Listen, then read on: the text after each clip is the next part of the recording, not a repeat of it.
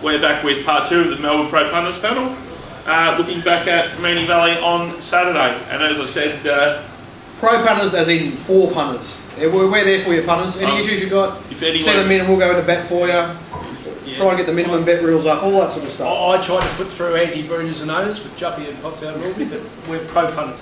It's a much more positive way of looking at it. I think you guys think it's hilarious that the breeders are up in arms and upset that they feel that they're not represented on the board that makes the rules of racing. And hang on a moment. I think they're too out to represent. All I'd say to the breeders out there, have a bet. Like honestly, if you're a punter, you'd be really horrified with what goes on. If you read this, if you blokes not seen this morning's Herald Sun, there's no breeders, they're farmers. Oh, the farmers. They're primary producers. Right, okay. They should be getting a tax rebate. I know what they produce. Geez, imagine. Like, I just think it's so funny that they feel like they haven't got a say. No. Honestly, it's the funniest thing I've ever heard. Because they're primary producers, pods, and they're farmers, they don't need people wandering into their farms to make sure they're compliant with the rules of racing, which is what Racing Australia are trying to do at the moment. Yeah, so. And I could imagine, particularly for those who watched Four Corners last week, I'm sure the people doing their arse, the dairy farms currently doing their arse on a horrendous situation, would have great sympathy for those who have been milking schnitzel and reduced choice. How'd you go? I think you get a bit more than a litre out of a bucket of that. Well, I know when I watch Landline on a Sunday, the first thing I think of is Coolmore Studs. Immediately. Arrowfield. Like out there with the big tractor, ploughing up, praying for rain. Narrative. Right. Anyway, Moonee Valley played fantastic, as we said in part 1, and all credit to the curators. What was produced was what we thought would be produced, and that's what we wanted. Well, I went out there Friday to start doing the setup. I got there at about 10:30, and I was lucky. I didn't have the windscreen wipers on when I got there. Pulled in, started to rain. I left at 3:30 as the rain was stopping. So it rained for a good 5 hours, and it was reasonably heavy rain. So the track played really well for the amount of rain that we had. Yeah, I felt. Yeah, I was a little bit worried because there was a fair bit of moisture in that track before it rained, and so I handled that part of it really well. Everything's good on that track at the moment, except for when they move the rail. Honestly, on that track at the moment, I wish they'd just leave the rail true and don't touch it. Let the jockeys find the right spot. So I mean, in some cases, some tracks I can understand the rail movements, I really do. But at Moonee Valley at the moment, I think as soon as they move the rail, it's going to be very dangerous. So, but I understand if you're an owner, isn't it good when the rail's out there? I just don't think it's no, because the horses start getting ridden out of their pattern, Ralph. You know, it really gets messy. It can get dangerous. And so, as far as the details of I've got Vince Accardi's data here that he's given me permission. His daily sectionals.com.au data to impose. Track still fairly wet from the 800 to 400. Is that how you feel underfoot? Not as wet as the 13th, but it's played wetter, that part of the track. And from the turn out of the straight to the 800, generally dry, but where the 1200 starts, still wet, if that makes sense. So the mile race, the 2040 race, and the 1500 race, first part of that was on dry ground, and then it sort of, and I think that's where it's protected. So no problem, I'm just giving you the information. And speaking of Vince, we've moved it 2 weeks thanks to Crown, who let us know they're doing some building works here. They said could be noisy, we could delay it 2 weeks. Let's delay it 2 weeks. So if you want to have lunch with Vince and I at Crown on the 16th now of September, it's a nice feed, it's a nice drink, and we go through and I'll be there. I'll be there on a table for 1 at the moment. Yeah, so if you want to sit on my table, sign up. We've got to find out where the races are that day. If the races aren't anywhere, I might come and have lunch too. I think they're at. I think it's a synthetic meeting or something. Well, if it's a Geelong Friday, then I'm a real chance. So anyway, you can get in touch with me via my website, raceshowcoffee.com.au, because the domain name billvirehouse.com.au was taken. Race 1. By breeders or by farmers? Race 1 was taken out by Refractory, and it beat home Black Tomahawk and Bay and Averin. Essentially, they were the 3. Well, Refractory was 10s out of 15s, and it's the biggest mistake I made all day by betting in the race. I decided to overlook things that I normally wouldn't overlook because the horses were trained by Darren Weir. Who did you back though? I backed the 2 Weir runners. So one of them pulled up lame. And so in that situation, because I was just on one of them, in that situation, you didn't necessarily make a mistake because the horse pulled up injured. I know you lost. Yeah, no, 'Cause no. No, I'm saying I normally wouldn't bet in a race like that, and I overlooked things. Both of those horses were 28 days between runs. Yep. And on a track that I knew was going to be a significant fitness test, I would not normally be prepared to back horses that were 28 days between runs, particularly that were well and truly in the market. But I did, and I suppose that's part of the reason why Black Tomahawk didn't find the line, because it had the race shot to bits, and I still would have won in the race if Black Tomahawk had won. But there you go. And Darren Weir runner not finding the line, and I'm on it. no, but as you often say, this is where why Craig Newitt never tries to ride cute is beyond me, because when he rides aggressively, he's probably as good as anyone has seen there. And as you often say, if you want to drag the sprint out of something's legs at any distance, do what Craig Newitt did. So Black Tomahawk didn't find the line because they weren't bloody fast, and all honest to Craig Newitt did. Yep. But nothing going forward for. Yeah, no, that's a god awful race. Yeah. Race 2 was taken out by Grand Dreamer. He was 420 to 370, and he beat the Thug and Distant Rock, and they were the three firmers in the race. Yeah,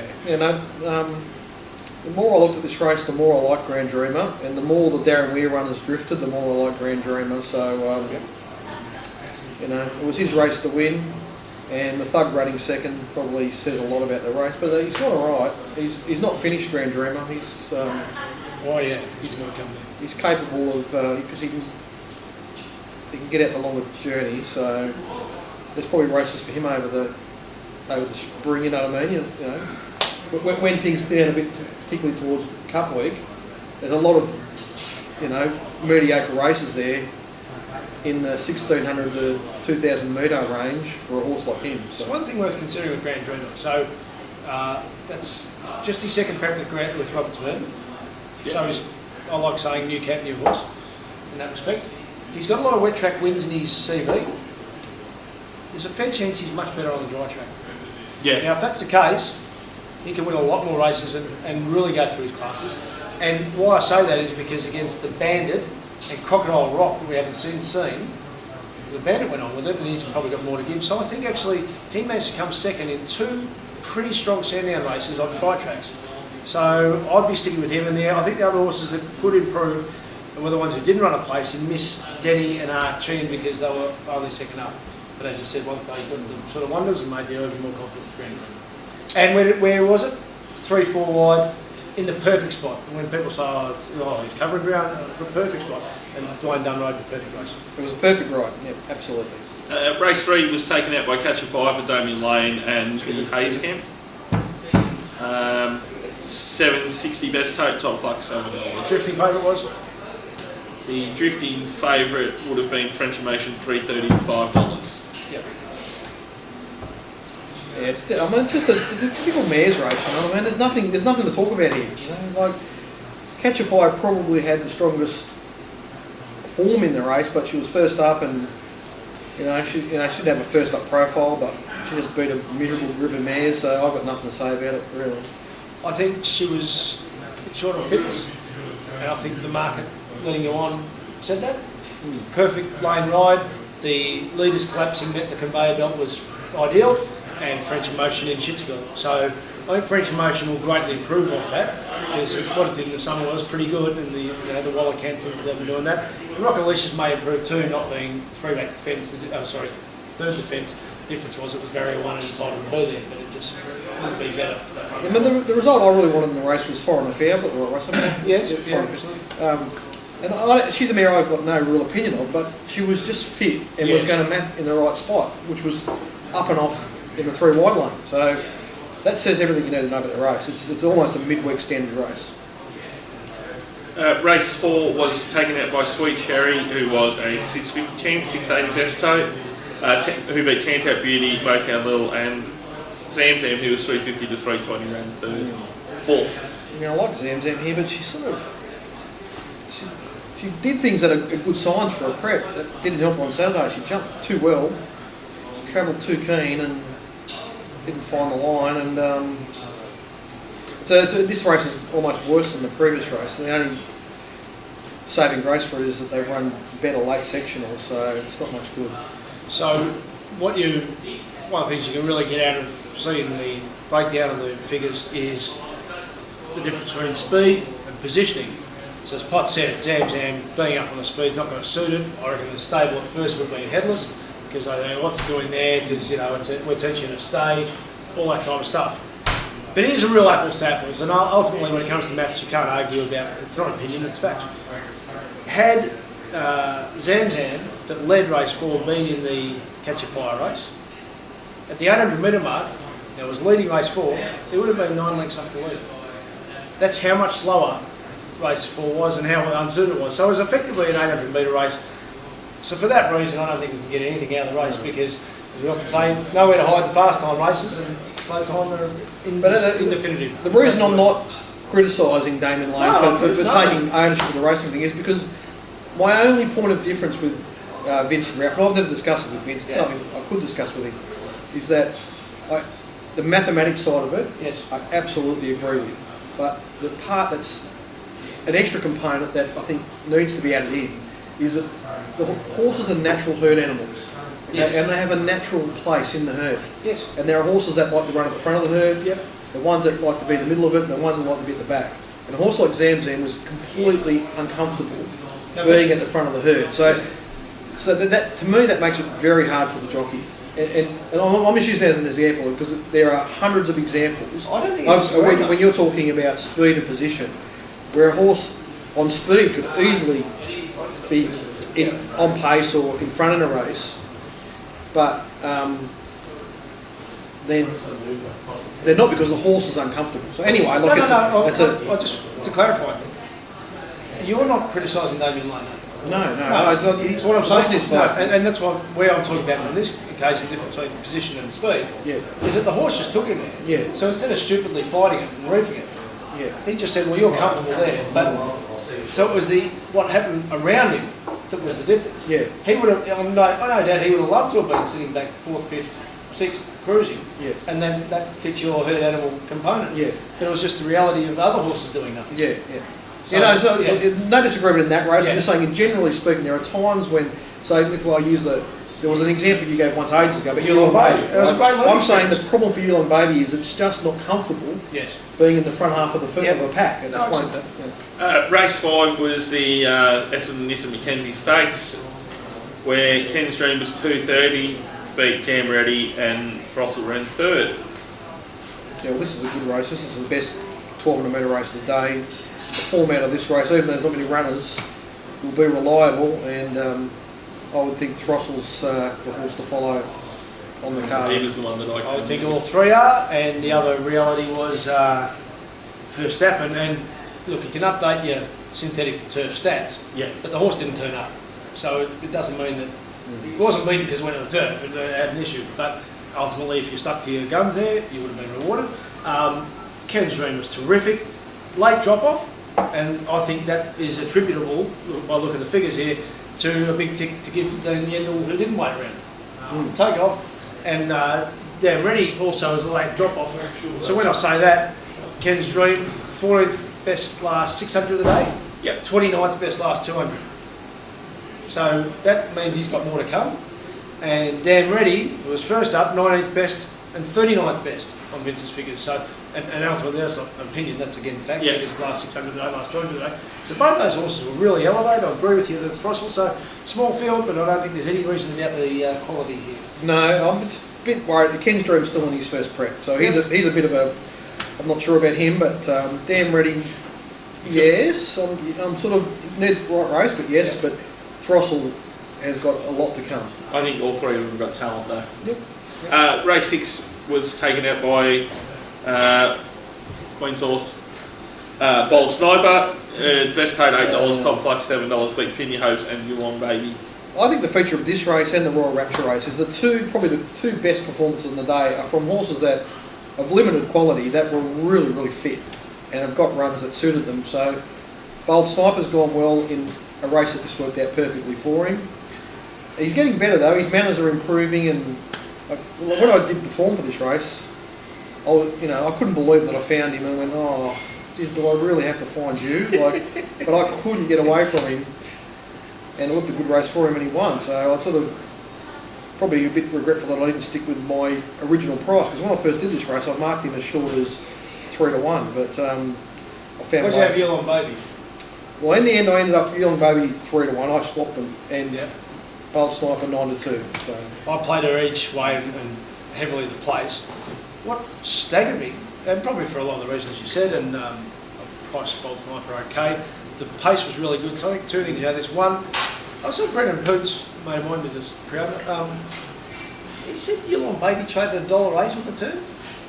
What the fuck? I never thought it ever had the lead. Did you? I thought I had a chance, but it was never going to win by more than a head. Would you have taken $1.10 or $15? No, I wouldn't have taken evens. No. And the other thing, Pin Your Hopes was terrible at the previous start. One thing to always keep in the memory bank is when good trainers decide to go on with a horse for another run, there's a reason they're good trainers. And Neil and Zara, everything pointed to that being an end of prep run, the horse has gone fucking super. It has, yeah. So the thing was that I sort of I was wondering why there was solid support for it, and like it started close to equal favourite with you on Baby. The last run wasn't that bad. It only ended up getting beaten. I guess what I'm saying, Potts, was it was it was a big drop off. Yeah. So you thought, well, maybe it's going to do that, but good trainers, they keep going. Mini Valley Race 7 was and these people are dear friends of mine, West Star Trucks, hello. West Star Trucks, Isuzu. Royal Rapture was 880 best tote, 750 top flat, beat Polite DRC and Master Zephyr. No. Perfect ride on a fit horse that's improving every start. This horse just keeps getting me and got me again. So what did you do at Pillow? I marked it even money and I backed it. I thought it was just too good for him. So it's not a lot, so I'm going to get things right. I stayed out of the race, and the one thing that kept bugging me, and as we always say, it's just predictive analysis. You're never going to get every race right, and all your methods be right every single time. But I was wrapped, I got this one right, only for this reason. Second up, I looked at the map and I thought, fuck, there's some fast horses here. Majestic Duke has the potential to go quickly, Carlo has the potential to go quickly, and who was the other leader there? Potts Nevis. They got on their CV that they can fucking fly. And that Fleming race that ran second to Ormond, which was super, but it was a 600 metre race. So, all of a sudden he's going to get in a circumstance where he's going to go significantly quicker second up. And as it was, he had to go 8 lengths faster to the 800. It was a really sustained run, and then he hit the wet part of the track.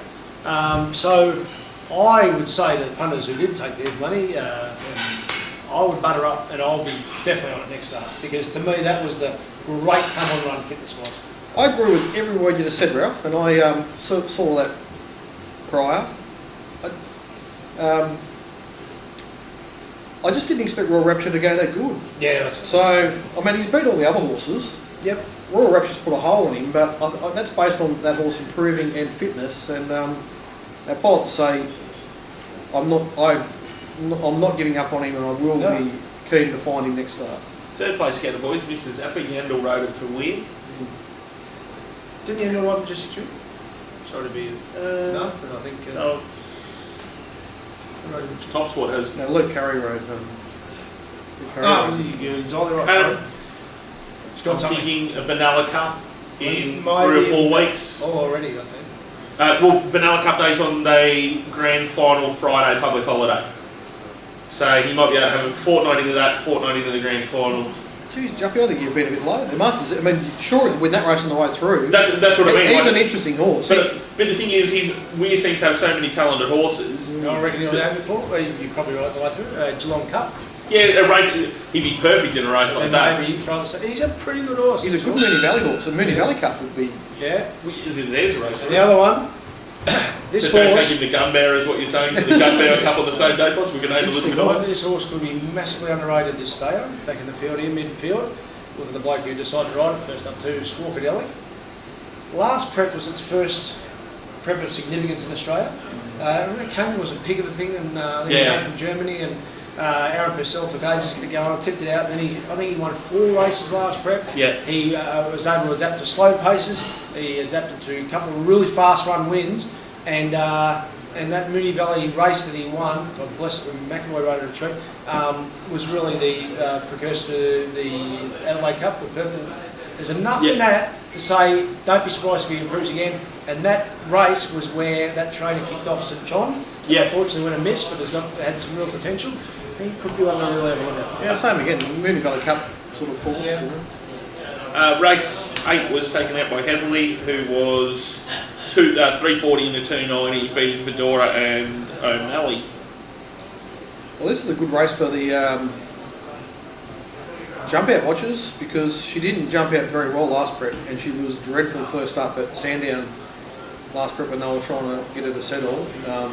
This time she jumped out very nicely, and she was always going to win that race on Saturday. And I feel like a bit weak because I probably should have had double the bet I did, to be honest, because there was only one danger and it ran second, and it's the softest half length win you're ever going to see. Yeah, and could everyone please talk up all the flash home horses? Yeah. So we can get better odds Heatherley again. This is a very, very good man, and she's got a lot more to give. Yeah. I'm actually going to break that down at the lunch with Vince Headley, the train there, because to me it's one of the great examples where data meets smart trainers. Yeah. What they were trying to get her to do, teach her to settle, and often it's an overrated side of things. I think you were saying earlier about like the 3-year-olds this time of year that are given no work in Melbourne, trying to beat Sydney horses coming from a race. But the fact was Heatherley showed immense talent early doors, and there was a reason to get her to settle. She was never going to be able to do that and win good races, and that's what they did. So all ticks to the boys there, and it's a real horse to follow. I'm not interested in any other horse out there. So then we move on to the last, who was taken out by Just Magical, 20 into 17.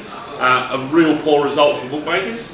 Probably sent most of the boys home cold and losing at that stage, who beat Fast Cash and Sebring. What's the bookies lost the race? There was, I know of one very big phone bet that came through, and that got spread around, and it was well spec'd in the ring, and it was a losing race for most bookies. Got some talent. And ultimately there's this by this. So you were on Sebring Sun. Can I, how because with the fact that we do form, and if you do form properly, you see literally thousands of horses. So sometimes a horse comes up and you go, what's this ring about, And so I did the form go through all the Sydney figures, and that's what it takes. The doctor or the bloke who did the colonoscopy got to be part owners. now, Shout out to the doctor. There's a chat you don't expect to have when you just come into. And appropriately, I was on it, the end will drop the rain. So there it was in my back passage again as it got beaten and put me out of what would have been a very nice quality result. Well, I normally just drive by colonoscopies, Ralph, so at least you actually got to go into an office. Well, Sebring Sun's the best horse in the race. Sorry about the visual. Fast Cash, dry track would have pissed him. He's a much better horse than dry. And I think that, now we've got Sebring Sun. Unfortunately for me and my partners, we backed 4 horses in that race. One of them never got any opportunity at all, so just forget it ran. The other 3 sat in front of Just Magical, so there's Magicus, there's Just Magical, there's Sebring Sun, and there's Fast Cash. Okay, so Magicus helps Just Magical creep into the race. Yep. Then Sebring Sun goes to the front, so it changes and gets on the back of Sebring Sun. It's sort of like a cycling peloton situation here. Then Sebring Sun goes to the front and runs out. It's a fitness brick wall, and Bernien drops the reins, which doesn't help. And then Fast Cash comes up to give it a mate. So the 3 of them dragged it into the race. It's almost a miracle. Anyway, it's So my punters, we started off badly in the staying race. We fought our way back to a position where we couldn't lose. We got 4 units in front. They made a one in the last race.